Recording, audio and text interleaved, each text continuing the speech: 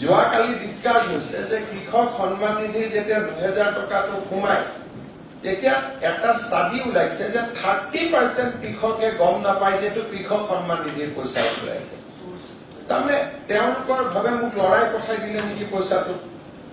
মোক আন কোনোবাই পঠাই দিলে নেকি অৰ্থাৎ কাৰোবাৰ পাবলগীয়াও পইচা থাকে বেংকৰ ট্ৰানজেকচন থাকে আজিকালি মানুহে বেংক একাউণ্ট অকল চৰকাৰী ট্ৰানজেকচনৰ কাৰণে নকৰে There are lot of transactions যিটো মানুহৰ বেংকত দৈনন্দিন চলি থাকে আজি আমাৰ বহুতৰ একাউণ্টত যেতিয়া 2000 3000 5000 টকা সোমায়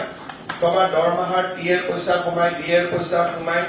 আমি কনফিউজ হৈ যাওঁ যে এইটো কোনটো টিএৰ পইচা সোমালে কোনটো ডিএৰ পইচা সোমালে আৰু আমি সুধি ল'ব পাৰোঁ কৃষকজনে কাক সুধিব যে কাৰ টকা সোমালে কালি প্ৰধানমন্ত্ৰীয়ে কৈছে যে ডিবিটি বিকামে এটা কি কৈছে এটা ভালৰ এক্সাৰসাইজ হৈ আছে আমি ইয়াক পঢ়িলো পুছ কৰি দিলো